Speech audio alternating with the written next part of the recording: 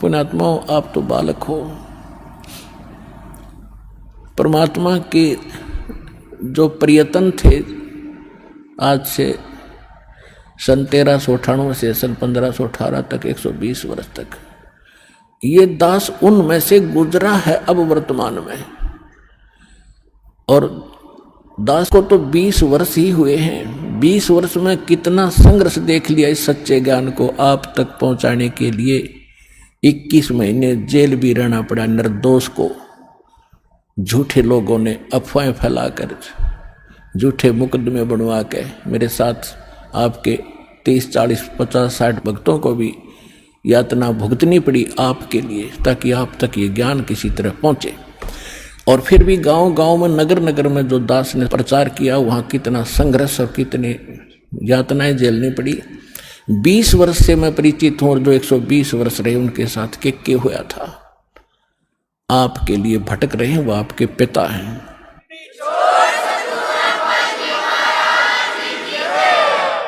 और आपने काल की भांग पी रखी, माया की। आपका यो नशा उतरता कोई ना। इस गंदे लोक में सड़न लग रहे हो और सब अपने आप में टीटी पा करे हैं। थोड़ी सी पोस्ट मिल गई, कोई बन गया छोटा सा अधिकारी, ने सोचा बस हो गया सब कुछ। अब तो ये तेरी पिछली कमाई है 10, 20, 50 वर्ष की, और फिर आगे अगले में क्या होगा तेरे साथ। फिर पीछे तू पशुआ की जय गद्दा बैल बनाई, ये 56 भोग कहा मन बोरे कि तक कुरडी चढ़ने जाए। आपकी वहां बुद्धि नहीं जाती, भगवान की बुद्धि वहां जा रही है, आपको समझा रहे हैं। इसको जोर दे, इसके ऊपर कुछ विचार कर, विवेक कर, तेरा भविष्य सुधरेगा।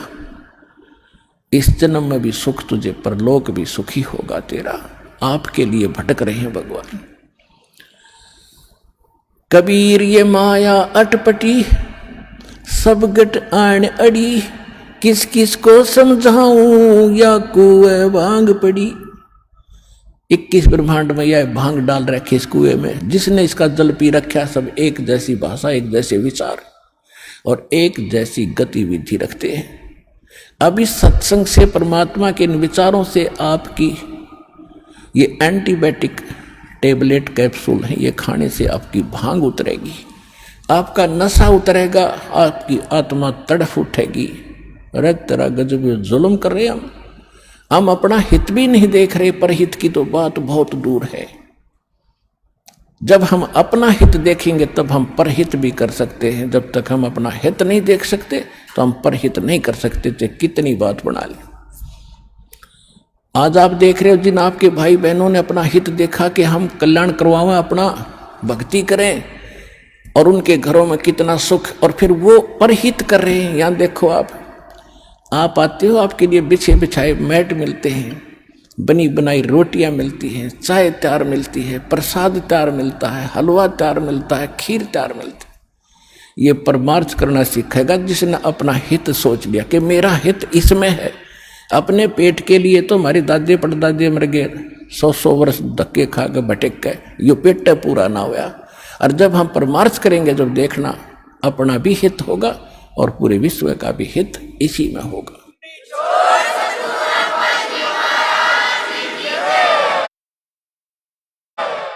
अब ये कितना परिवर्तन हो रहा है, दास खुद देख रहा है। कहीं किसी का कोई धन पड़ा है, हमारा भक्त उठावेगा नहीं,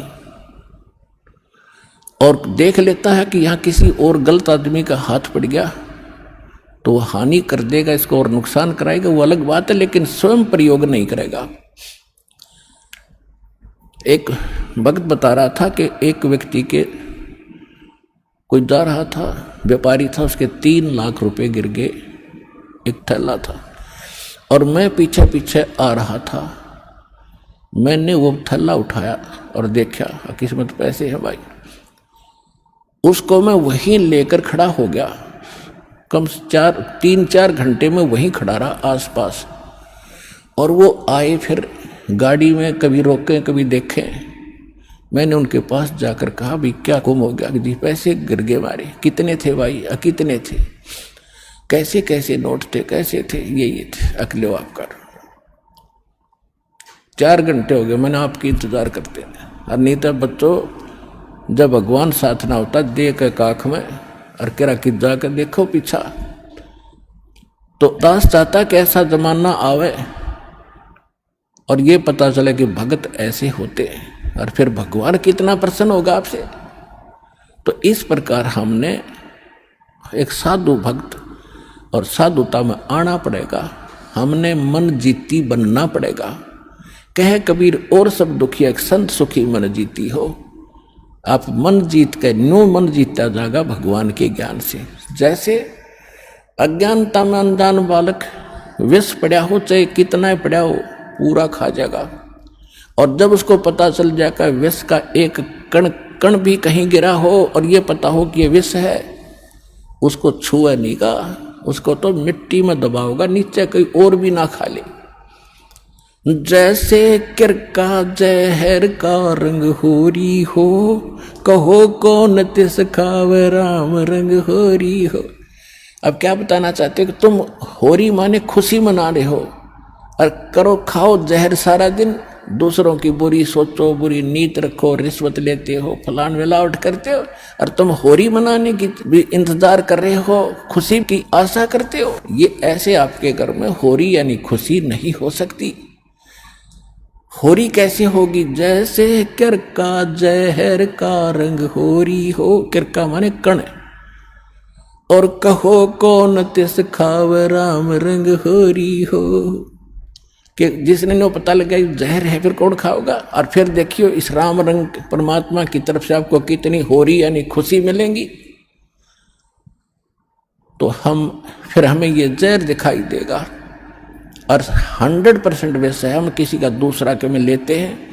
जैसे हम दहेज लेते हैं, अब गरीब आदमी अपनी बेटी को पराई करने के लिए, सामने वाले उस भेड़िए का मुंह बंद करने के लिए चाहे कुछ भी करना पड़े, बेटी पराई करनी है, ऐसी समस्या उसके सामने होती है। और वो व्यस खा रहा, उसको पता नहीं, और वो दुख पाकर आत्मा मोस के कहीं से कर्जा उठा कर बेटी पराई करता है। अब हमने ये प्रतिज्ञा करनी है कि ना दहेज लेंगे ना देंगे, चाहे ब्याह हो चाहे ना हो। और क्यों कैसे ना होगा? वाह भाई वाह, भगवान ने संस्कार जोड़ रखे, उसने मिटा कौन देगा? वो तो जबरदस्ती होगा, ना चाहते हुए भी होगा। ये तो हम बकवाद करते हैं, सिर्फ इन पैसे वालों ने शुरू की थी, मायाधारी मस्करों ने। और मीडियम स्तर के गरीब व्यक्ति तो बेमतलब उस परंपरा में पीछे जाते हैं। तो हमने ये नहीं करना है, क्योंकि ये फिर हमने देना पड़ेगा अगले जन्म में। तो हम ये संस्कार घटाएंगे बढ़ाएंगे नहीं। यदि भक्ति करनी है, और नहीं तो वे करो जो तुमने कर रहे हो, थारी मौज है। फिर भक्ति और मोक्ष की इंतजार मत करियो, लेकिन मर्यादा भंग करके चलोगे तो मर्यादा में रहो। आप भी सुखी, आपके बच्चे भी सुखी, आपकी बेटी भी सुखी रहेगी, क्योंकि आप उसको भगवान से जोड़ दो।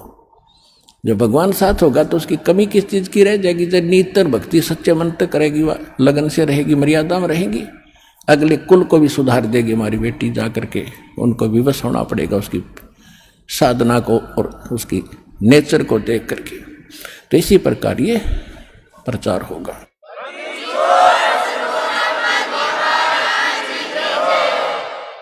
अब जैसे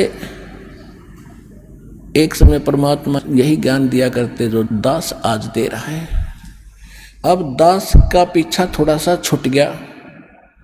इन मूर्ख लोग जो हमारे धर्मगुरु होया करते थे, स्वार्थी टट्टू, पहले पूर्वज हमारे कबीर साहब के पीछे लग रहे थे, हमें बहका दिया करते थे, कबीर साहब झूठ बोल रहे हैं, कबीर जी झूठ बोलते हैं, ये झूठा है, ब्रह्मा विष्णु में इसको ऐसे बताता है। अब यही शुरुआत इस दास के साथ हुई थी, लेकिन परमात्मा ने पहले प्रबंध कर रखा था, आपको शिक्षित किया, और वो शिक्षा आज काम आ गई। इंस्ट्रूमेंट साथ बनवा दिए दास के साथ साथ। अभी ये 2000 के बाद बने सारा, ताकि आप इन सदग्रंथों को खुद समझो, और खुद समझे तो आज मेरे साथ हो गए। संघर्ष छोड़ दिया और ज्ञान का ऊपर संघर्ष खत्म हो गया, और आज ये विश्व में फैल रहा है, निर्बाध फैलेगा, क्योंकि यह सच्चाई है, भगवान का वचन है, इसको कोई रोक नहीं सकेगा। अगर इसको कोई रोकने का व्यर्थ प्रयत्न करेगा तो वो अंधा गधा होगा।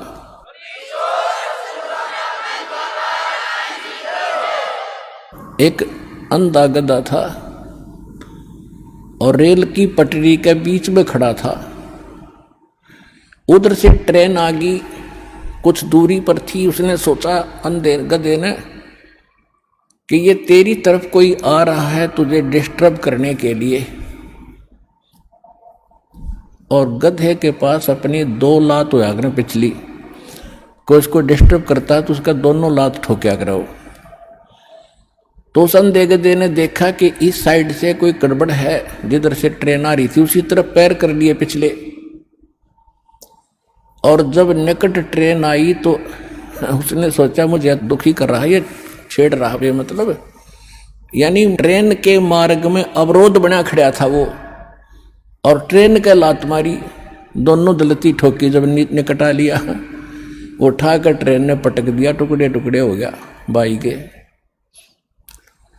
तो ट्रेन उस अंधे गधे से रुक नहीं सके थी, वह उसकी मूर्खता और अज्ञानता थी, उसने दिखा नहीं था। इसी प्रकार जो परमात्मा के सतभक्ति रूपी ट्रेन का अगर कोई बाधक बनेगा तो अंधा गधा होगा, ये सोच लेना, सीधी सी बात है।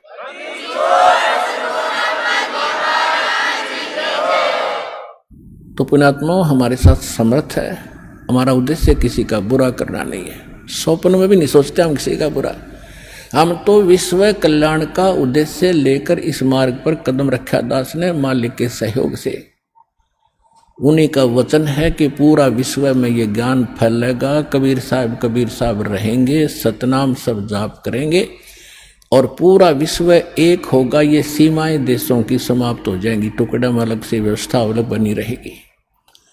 हम सब एक परमात्मा के बालक हैं, हिंदू मुस्लिम सिख ईसाई जितने भी प्राणी हैं। जीव हमारी जाति है, मानव धर्म हमारा, हिंदू मुस्लिम सिख ईसाई धर्म नहीं कोई नारा, हमारा ये नारा है, हमारा ये उद्देश्य है। और ये भगवान ने कह रखा है कि ऐसा होगा जब हम भगवान के लिए तो भटक ही रहे हैं, भगवान के लिए हम भिन्न भिन्न बने, कोई ईसाई बना, कोई मुसलमान बना, कोई सिख बना, कोई हिंदू बना। और भगवान जब हमें सामने पिक्चर होगी तो हम भगवान के लिए फिर एक भी बनेंगे, इसने कोई रोक नहीं सकेगा। और शांति होगी, ये आपसी झगड़े खत्म होंगे, धर्म के झगड़े खत्म होंगे, सीमाएं के झगड़े खत्म होंगे। अब जैसे पहले अंग्रेज लोग यहाँ थे, यहाँ से बहुत सा धन ले जाके उन्होंने इंग्लैंड में भर दिया और वो मर के भारत में गधे बन गए। उनका क्या काम आया वो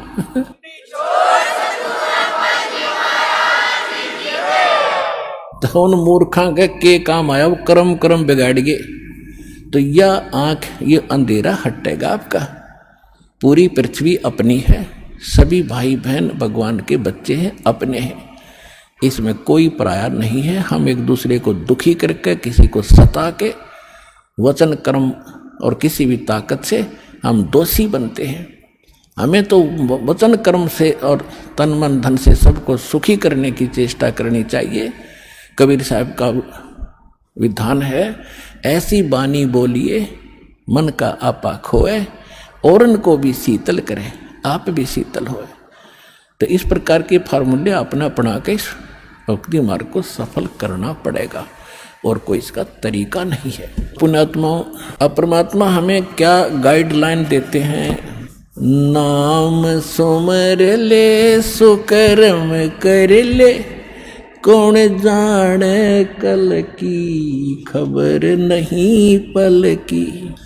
नाम सुमर ले सुकर्म कर ले, कौन जाने कल की खबर नहीं पल की। बहुत से उदाहरण आपके सामने हैं। एक आंध्र प्रदेश का मुख्यमंत्री हेलीकॉप्टर से दूसरे स्थान पर अपना जलसा करने के लिए, मीटिंग करने के लिए रवाना हुआ।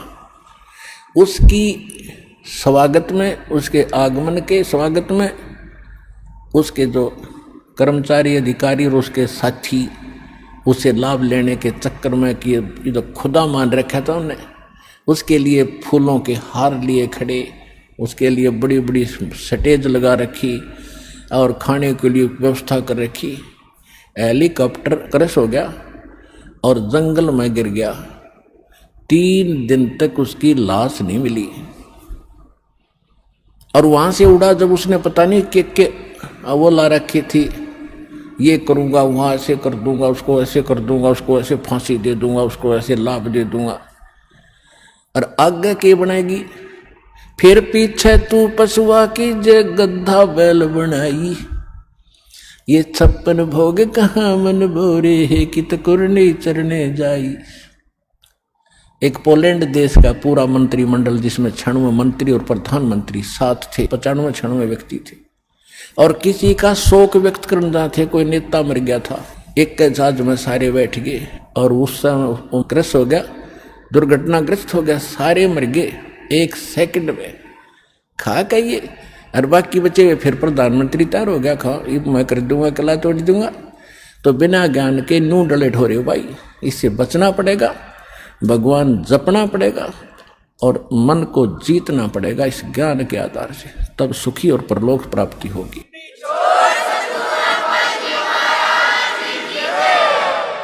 नाम सुमर ले सुकर्म कर ले, कौन जाने कल की, खबर नहीं एक पल की।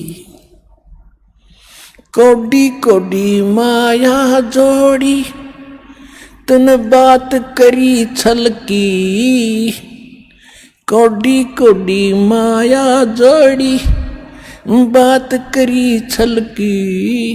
पुण्य पाप किली बांधे पोटरिया, या कैसे हो हल्की, खबर नहीं पल की। नाम सुमर ले सुकर्म कर ले, कौन जाने कल की, खबर नहीं पल की। मात पिता परिवार भाई बंधु, ये तरिया मतलब की। मात पिता परिवार भाई बंधु, या तरिया मतलब की। चलती बरिया कोई न साथी, या मट्टी जंगल की, खबर नहीं पल की। नाम सुमर ले सुकर्म कर ले, कौन जाने कल की, खबर नहीं पल की। तारों बीच चंद्रमा जो झलके, तेरी महिमा जला झलकी। जैसे कोई नेता बन गया है, कोई अधिकारी कर्मचारी, कोई इंजीनियर, डॉक्टर, जज, और कोई मंत्री प्रधानमंत्री बना हुआ है, आज कहते हैं आप ऐसे चमक रहे हो इन अन्य नागरिकों में, जैसे चंद्रमा तारों के बीच में शोभा पाता है। और यदि आप जी ने भक्ति नहीं करी तो क्या होगा। तारों बीच चंद्रमा जो झलके, तेरी महिमा झला झलकी।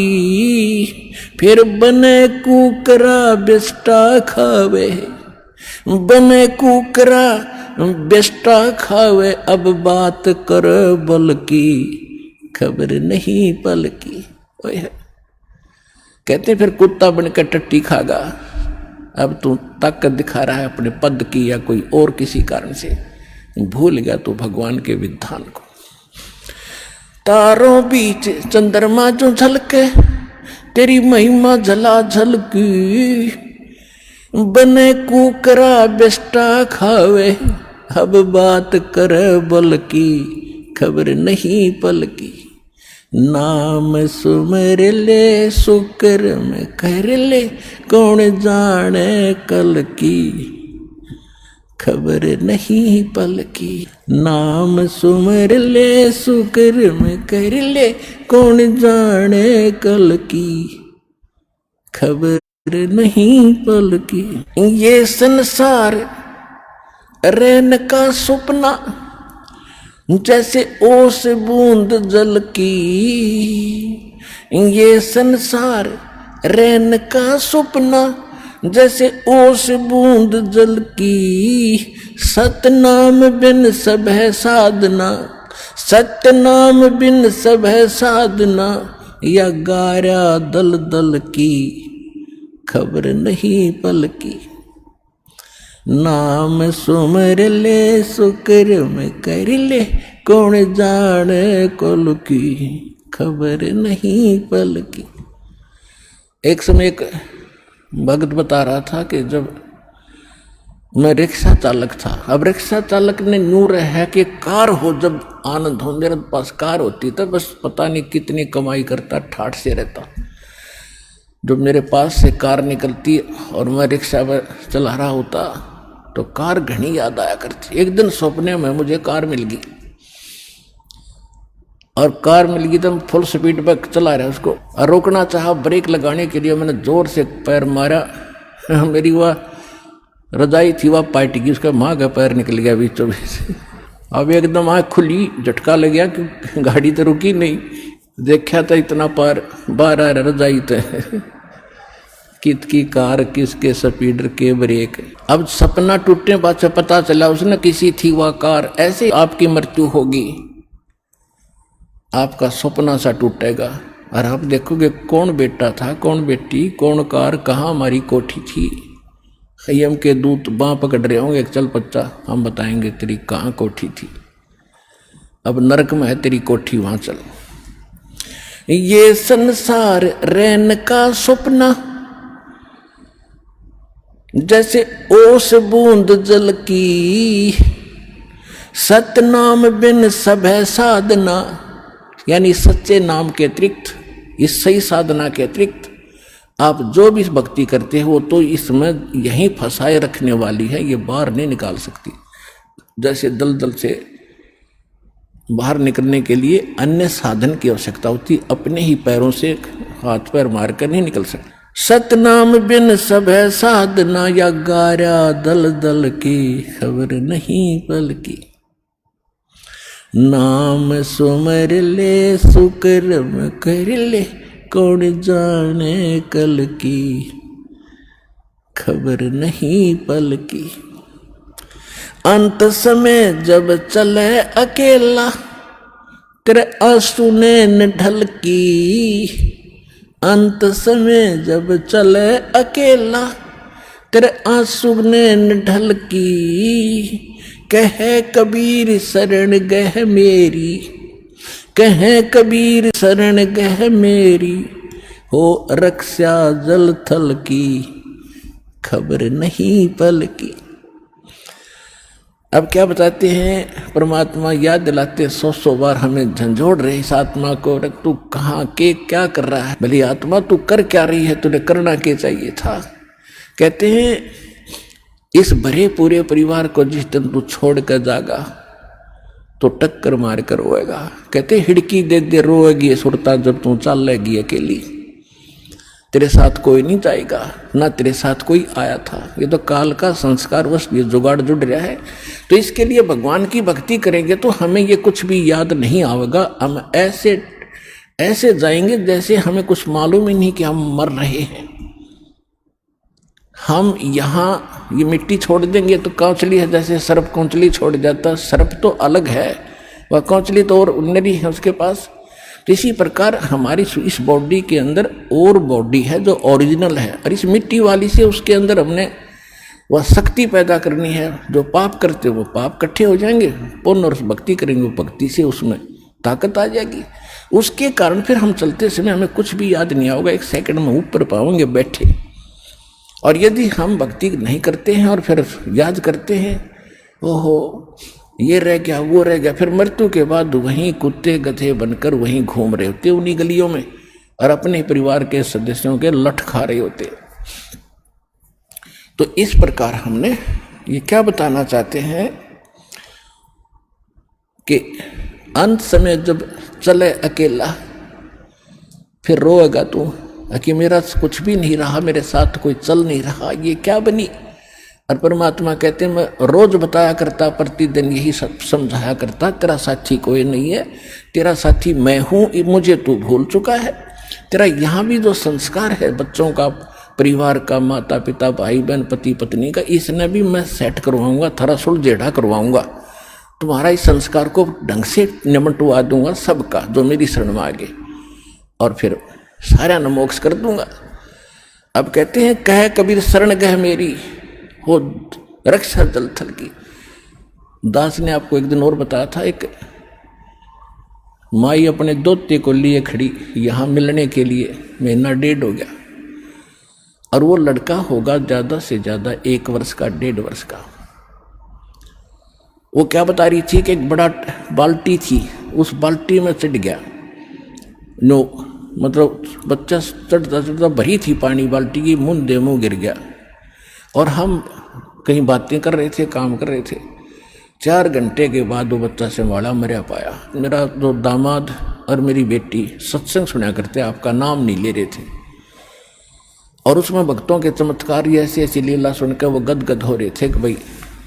तो उस दिन उसके पिता ने यह पुकार करी थी, अगर भगवान, जब सब कह रहे हैं और धरती पर भगवान है तो आज मेरा बालक जिंदा हो जाए। नो टक्कर मारी और 4 घंटे पानी में मुंह पर बालक दस मतलब है निबोड़ के सांस आ जा।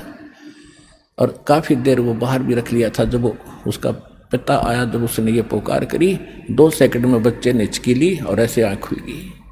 बोल सतगुरुदेव की।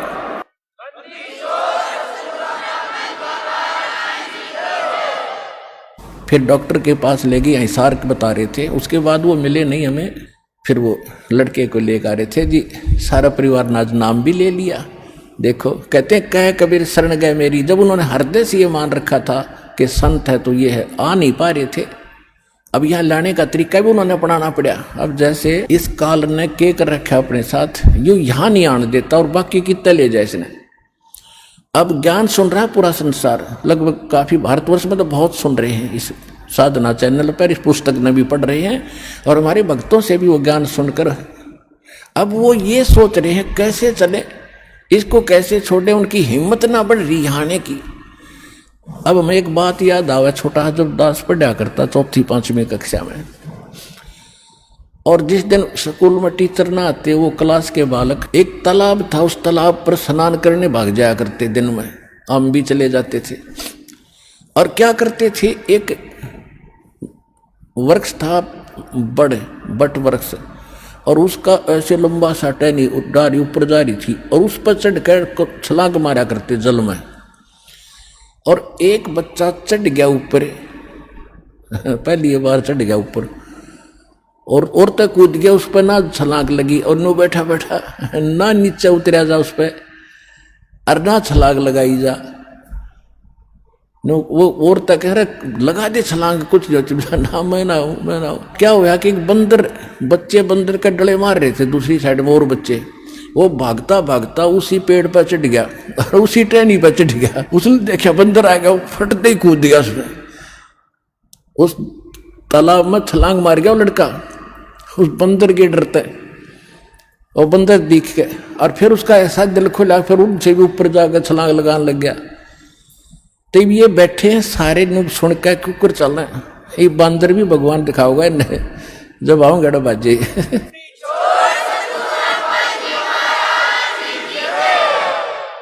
अब कुछ भक्तों के आपको अनुभव सुनाएंगे, ध्यानपूर्वक सुनना। सत साहिब। बहन जी नमस्कार। नमस्कार सत साहिब। बहन जी क्या शुभ नाम है आप जी का? मेरा नाम ज्योत्सना दराड़े है। बहन जी कहाँ से आए आप? मैं महाराष्ट्र नासिक से आई हूँ। बहन जी परम संत सतगुरु रामपाल जी महाराज की शरण आने से पहले आप कौन सी भक्ति करते थे? मैं शंकर भगवान की बहुत कड़ी भक्ति और गणपति वगैरह ऐसे देवी सब देवताओं की मैं पूजा करती थी, जो अच्छा लगे तो कर लेती थी पूजा पाठ ऐसे। बहन जी जो जैसे आप बता रहे हैं कि आप शिव जी भगवान की भगत थी और बाकी ये देवी देवताओं की आप पूजाएं करती थी, तो जो भक्ति आप करते थे उसका आपको क्या लाभ मिलता था? वैसे तो मैं परमात्मा की दया से बहुत पहले से ही सुखी हूँ, तो मुझे ऐसे लगता था कि ये भगवान की कृपा से ही हो रहा है। लेकिन ऐसे सुख की कोई कमी रखी ही नहीं थी परमात्मा ने पहले से ही मेरे नसीब में। तो वो बात मुझे अभी समझ में नहीं आ रही कि मैं अभी क्या बोलूँ। तो वैसे कुछ लाभ नहीं मिला भगवान से ऐसे। बहन जी परम संत सतगुरु रामपाल जी महाराज की शरण में आप कैसे आए? मेरी एक स्टूडेंट थी, 45 साल की एक स्टूडेंट थी, मीता पटेल नाम करके। तो वो एग्जीबिशन में गए थे और उन्होंने ये किताब खरीद के मुझे प्रेजेंट दी थी। और मैंने ऐसे ही वो किताब रख दी थी, महीना 1 डेढ़ महीना हो गया, तो मैंने पढ़ी नहीं कभी। तो मुझे एक दिन ख्याल आया कि मैं ये किताब पढूं, और मैंने पढ़ ली और 2 दिन में ही ख़त्म कर ली। तो मुझे रोना आ गया कि अरे बाप रे, ये तो हम बहुत गलत भक्ति कर रहे हैं, गलत भगवानों की भक्ति कर रहे हैं। गीता में तो ये ऐसे दिया है कि ये भगवान अलग है, परमेश्वर अलग है, और मोक्ष मिलना चाहिए हमको। मोक्ष के लिए तो हम आए ये जीवन में। तो ये मुझे अब समझ में आया उससे।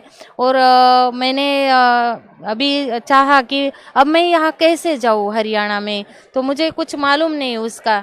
तो परमात्मा मुझे कैसे मिलेंगे, अब कैसे मोक्ष होगा मेरा। तो मेरे बाजू पड़ोस में जो लड़की रहती है, तो उसने बताया कि अरे मैं आंटी मेरी फ्रेंड भी वही करती है।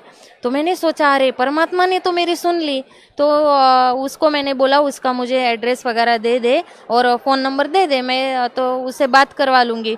और उनसे मैंने बात की कि मुझे आपके यहाँ आना है और मुझे ये चाहिए, ये भक्ति का मार्ग चाहिए। तो कैसे जाते हैं आप, कैसे वहाँ पे पहुँचते हैं, तो मुझे वो मालूम चाहिए।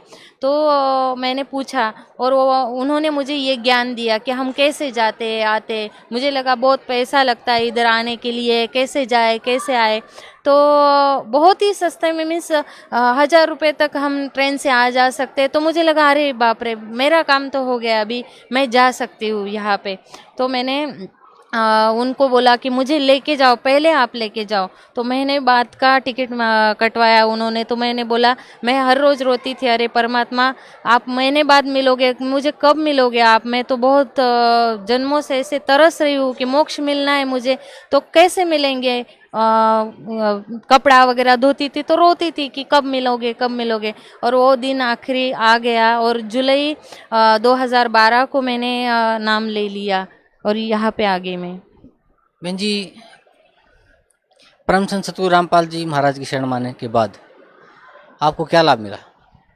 हाँ, वो तो बहुत बढ़िया बात है कि मेरे बेटे को जीवन दान मिला है। और मेरा बेटा गार्डन में खेलने के लिए गया था, मुझे पहले मालूम नहीं था, हम तो नए आए थे यहाँ पे। तो वो गया गार्डन में और गार्डन में खेलने के लिए गया, तो झूले पे बैठ गया और इतना बड़ा झूला ऐसे गया और वो नीचे से धम से गिर पड़ा। तो इतनी बड़ी ऐसे पत्थर फूटता है ना, वैसे आवाज़ हो गई। और आजू बाजू वाले लोग आ गए कि अभी ये मर गया, ऐसे करके आ गए। और बहुत दौड़ते दौड़ते मुझे भी बुलाने के लिए भी आ गए। तो मैं ऐसे ही दौड़ते दौड़ते चली गई और देखा कि अरे बेटा तो पसीना पसीना हो रहा है और ठंडा हो रहा है वो। तो ठंडा आदमी कब जाता है कि मरते वक्त उसका ऐसे होता है कि ठंडा ठंडा पड़ते जाता है। और उसको इतना पसीना आ रहा था। तो एक दो लड़कों ने उसको उठाया और मीन्स हॉस्पिटल में लेके गए। और हॉस्पिटल में लेके गए तो इतना सिकुड़ गया था, वो बोल रहा था मम्मी मुझे ऐसे कुछ मीन्स करते भी नहीं आ रहा, हिलते भी नहीं आ रहा, कुछ भी नहीं करते आ रहा। मैंने बोला बेटा नाम जपो, नाम जपो, गुरुजी ने नाम दिया है तो नाम बोलो।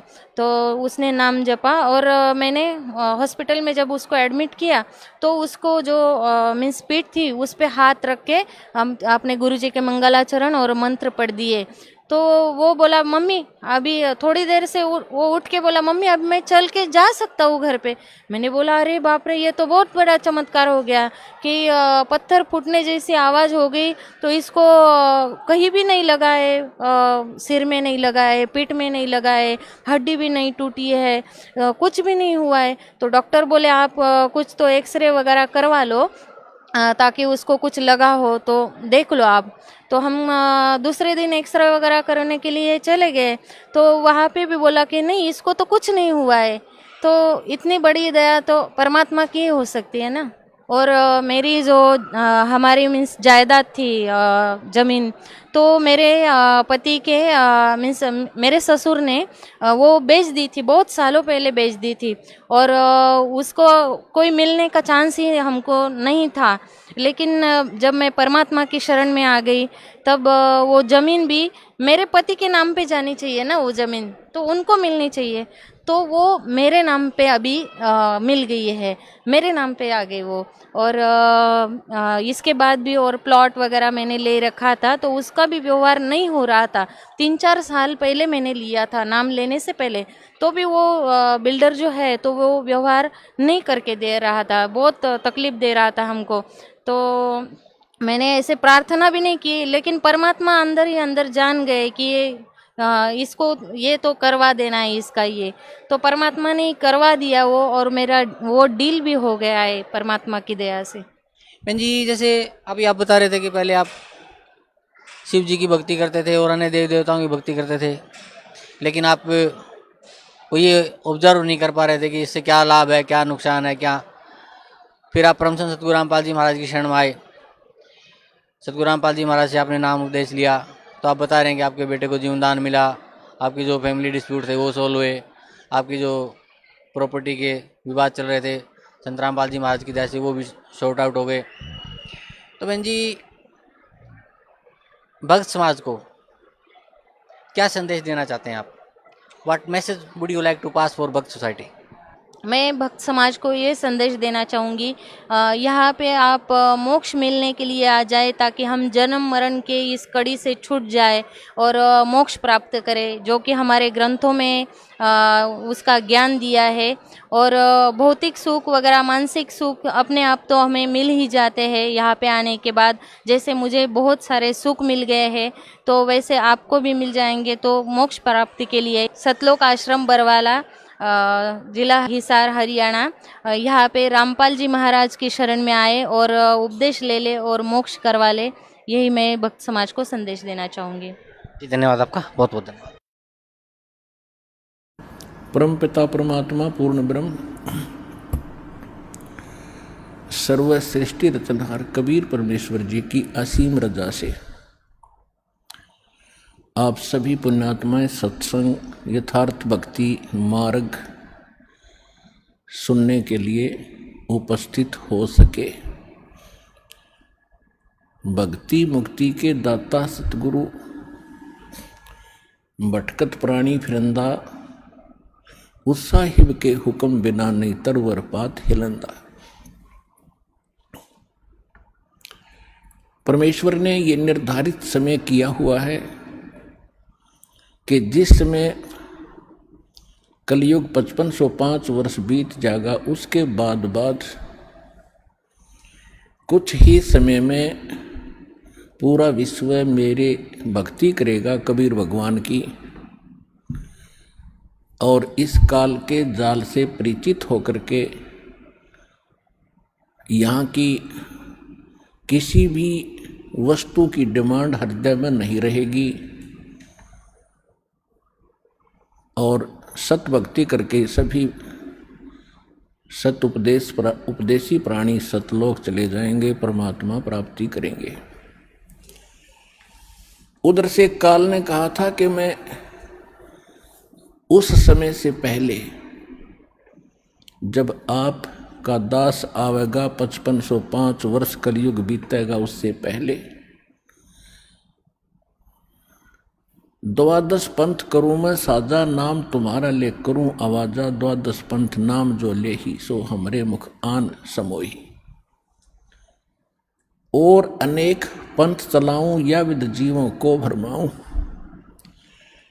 फिर परमेश्वर ने कहा था कि फिर काल ने कहा था कि पहले अंश हमारे जाई, पीछे अंश तुम्हारे आई, ऐसा वचन हर मोय दीजे, तब संसार गमन तुम कीजिए। तब परमात्मा ने कहा था ठीक है, तेरी बात मैंने मान ली।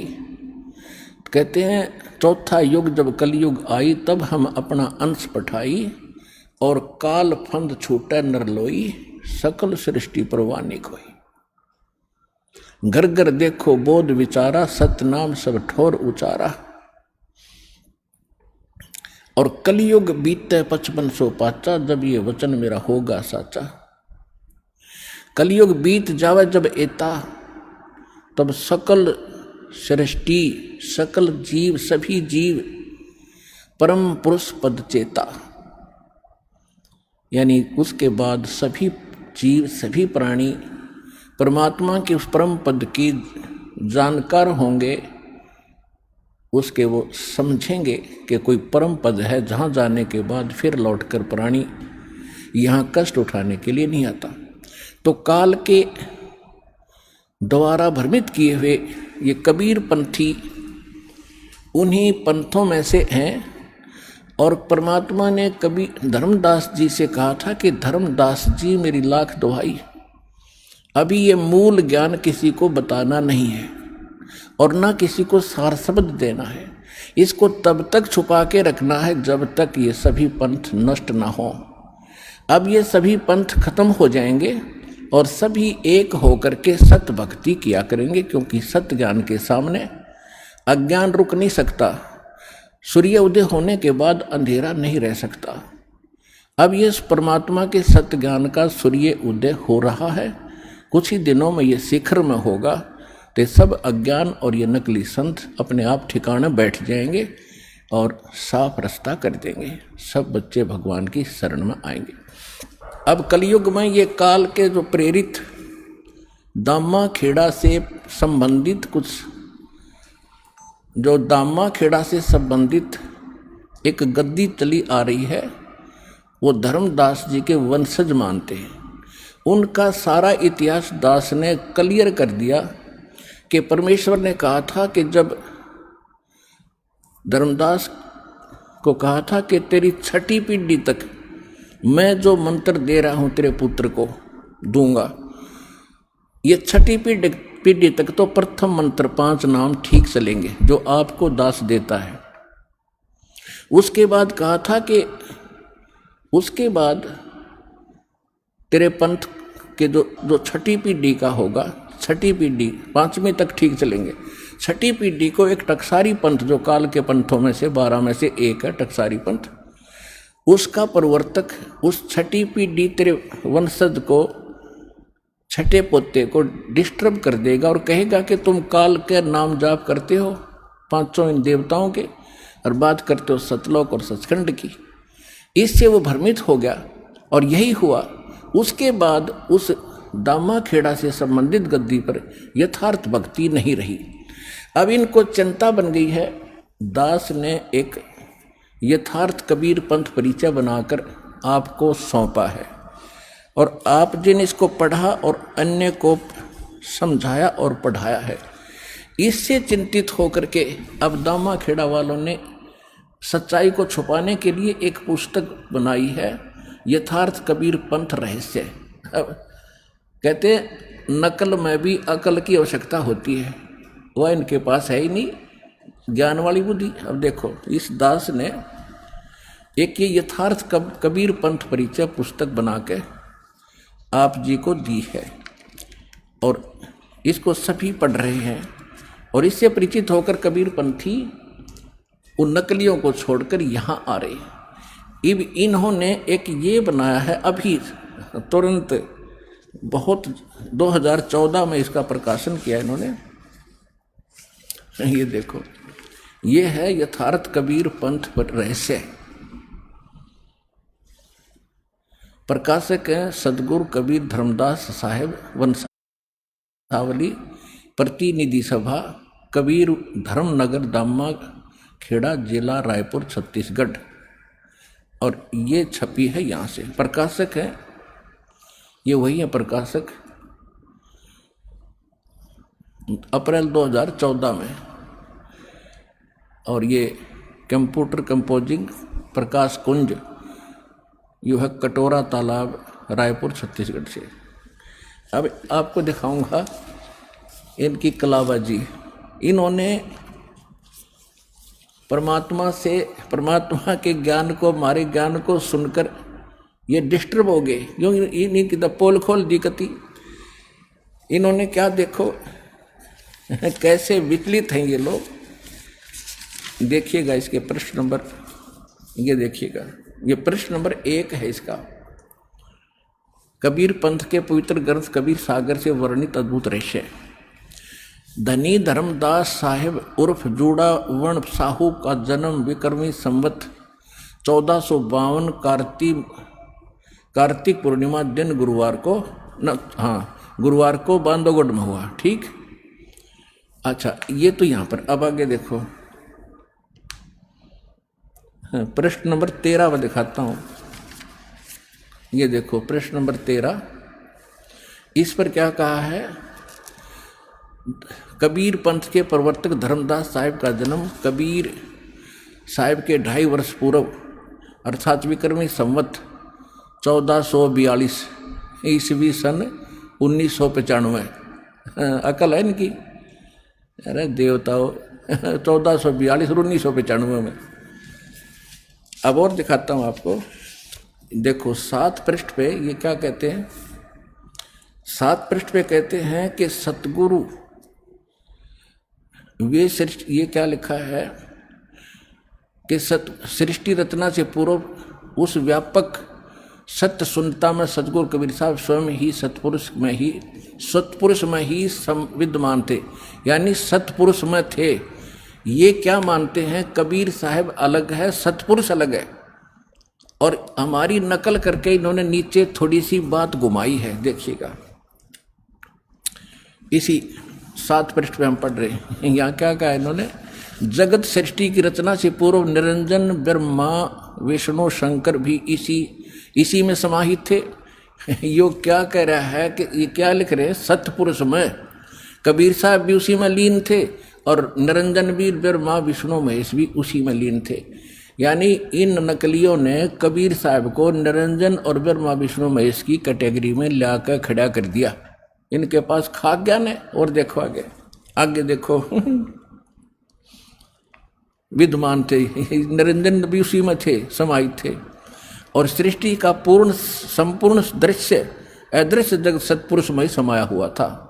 अतः सतगुरु कबीर साहब इस समस्त दृश्य अदृश्य सृष्टि के साक्षी गवाह भी हैं।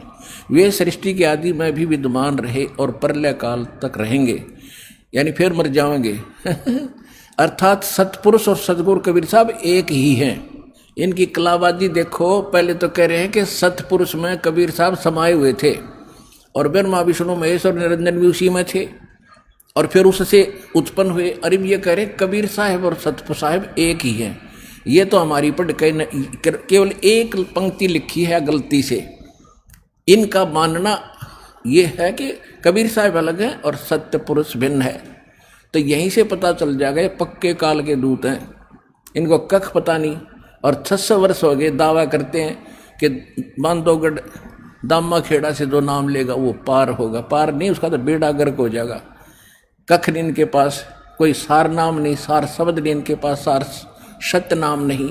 500 नाम अटपट कर रहे हैं, वो भी सही नहीं।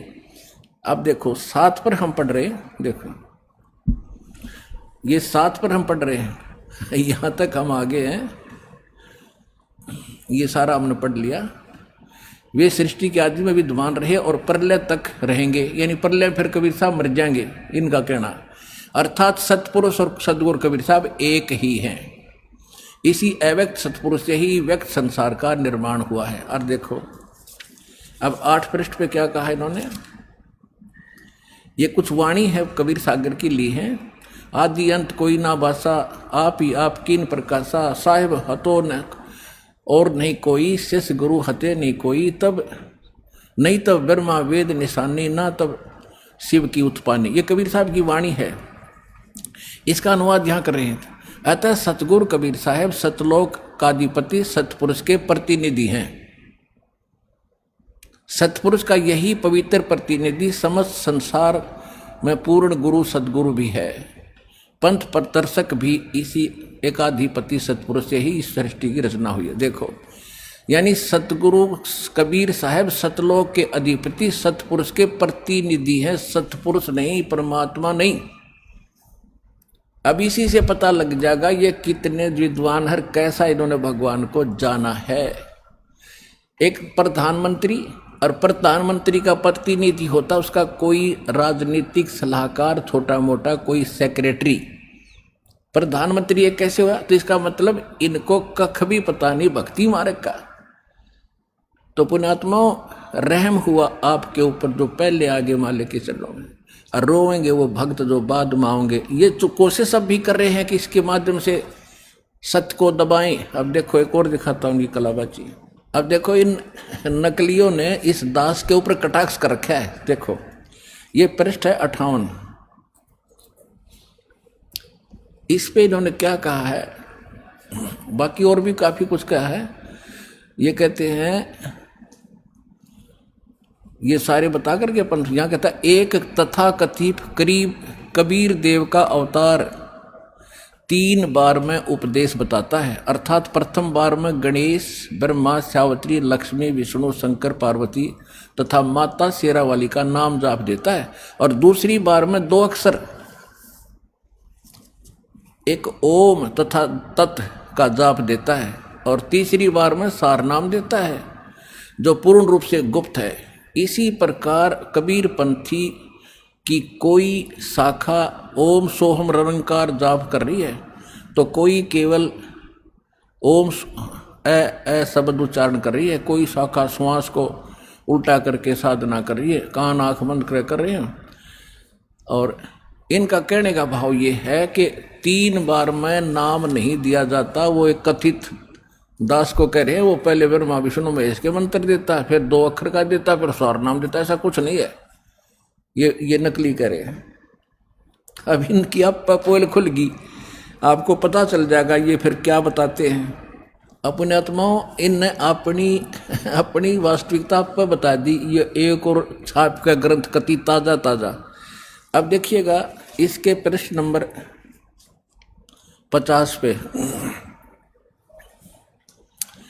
ये कि कबीर पंथ के 12 पंथों का भेद, इसका ये सारा बताते हुए यहाँ इन्होंने यहाँ 51 पर आगे यहाँ लिखा है कि 12 पंथ काल फुरमाना, भूले जीव न जाओ ठिकाना। ये सारा ले लिया नौका ने, बिल्कुल एक्यूरेट कबीर वाणी चैप्टर से, कबीर सागर से सारा। प्रथम जागू जग में बरमावे, दूसरा स्रोत गोपाल, फिर मूल निरंजन टकसार, और ये बीज की वाणी, ये सारा। और देखना है।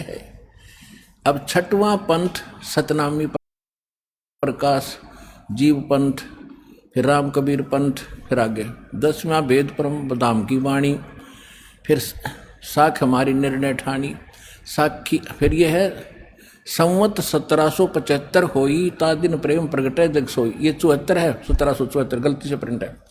आज्ञा रह ब्रह्मबोध लावे, कोली चमार सबके घर खावे, साख हमारी ले जीव समझावे, असंग जन्म ठोर नहीं पावे।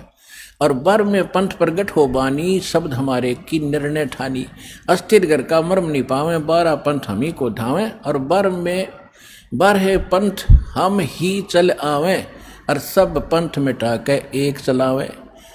आय हाय। प्रथम चरण कलयुग निर्याना, तब मघर मांडूप मैदाना। अब इन्होंने अनुवाद किया इसमें, इतना समय नहीं, आज पूरा नहीं बताऊंगा, तो थोड़ा हिंट दे रहा हूँ। और इनकी आज पोल खोल लेंगे, जो पहले इनका हमने इनकी देही तोड़ रखी है, इनकी धोती सी धो कर रखी है, कति क्लियर कर दिए ये नकली हैं, इनके पास कख भी नहीं भक्ति मार्ग। इन्होंने फिर आगे अनुवाद करा इसका अपने हिसाब से अड़ंगा करने के लिए, लेकिन इस वाणी का ना करा नहीं किया कि बर में पंथ हम ही चल आवे, और सब पंथ मिटा के एक पंथ चलावे। ये वहां छोड़ दिया, क्योंकि श्रद्धालु केवल अनुवाद पढ़ते हैं, इनके वाणी वो समझ नहीं सकते। इसलिए दास पे कृपा करी परमात्मा ने ये प्रोजेक्टर और DVD बनवा के कि हाथों हाथ सच्चाई में लगी। अरे ये नकली और अच्छी तरह साफ हो जाएंगे। इसमें देखिए अनुवाद किया इन्होंने, 52 पृष्ठ पे पढ़ते हुए आ रहे हैं कि परमात्मा कहते हैं कि बर में पंथ ये बर में पंथ है प्रेनी, हम ही चल आवे, और सब पंथ मिट एक ही पंथ चलावे। इसका अर्थ नहीं कर रखा ये सारा। ये देखिएगा पूरा देख लो, एक बार पूरा देख लो, पढ़ाऊंगा नहीं कि एक देख लो इसको। आजकल बड़े सिस्टम है, पीछे पूरा पेज देखो। इसमें कहीं भी उस अर्थ नहीं दिया इन्होंने जिसमें ये लिखा है कि बर में पंथ हम ही चलावे, उसका कति जिक्र नहीं किया है। तो कहने का भाव ये है पुण्यात्माओं कि इन्होंने अब खलबली मच गई इनका, कि इस यथार्थ कबीर पंथ परिचय पुस्तक ने अल्लाह के दर दिए, ऐसे गजब के प्रमाण दे रखे और ये खुद भी मान रहे हैं। इसमें इन्होंने लिखा है कि 13वां 11वां और 17वां इनको काल चलेगा भाई, और उसकी व्याख्या इन्होंने गलत की है अपने अनुयायियों को भरमाने के लिए, उनको भरमाने के लिए उसकी व्याख्या गलत करी है। और जब एक बात बताओ, जब छठा ही छल लिया तो फिर आगे कहाँ रही उसमें भक्ति, पहले से डिस्कनेक्ट हो गया, फिर वो तो उससे अगले चलते रहे उसके। तो ये फिर दूसरा इनसे पता चलता है कि कौन सा नाम देते हैं, उसी को सार नाम, उसी को सतनाम बताते हैं। ये कौन से 5 नाम देते हैं, अजर नाम, अमी नाम, अमर नाम, पाताले सब सिंधु नाम, यही हंस का काम, एक पूरी आरती सी घोट रहे हैं। ये सतनाम है और यही सारनाम है इनका। अरे हद कर दी काल में, ये काल के पक्के एजेंट समझ लेना। और इनसे बचकर ही अपना नाम ज्ञान ग्रहण करो, सतनाम ग्रहण करो और अपना पीछा छुटो। एक मीडिया ने हमारे विचार लिए और इन दामा खेड़ा वाले संबंधित कबीरपंथी जितने भी हैं उनके विचार लिए, और दोनों को टीवी चैनल पर आध्यात्मिक ज्ञान चर्चा नाम रखकर दोनों के विचार जनता के रूबरू किए। उसको जानकर बुद्धिमान भक्त अब दौड़े आ रहे हैं, पछता रहे हो गए हुए समय को। उसी आध्यात्मिक ज्ञान चर्चा का आज आपको दोबारा सुनाते हैं उसको, और ध्यानपूर्वक सुनना। अब ये आपको दिखा दिया कि कितना गड़बड़ी करे, और अब सच्चाई आपके अब रूबरू आएगी कि सचमुच वास्तविकता क्या है। अब सुनिएगा वो आध्यात्मिक ज्ञान चर्चा जो पहले मीडिया के माध्यम से टेलीकास्ट हो चुकी है। अब भी सुनो दोबारा।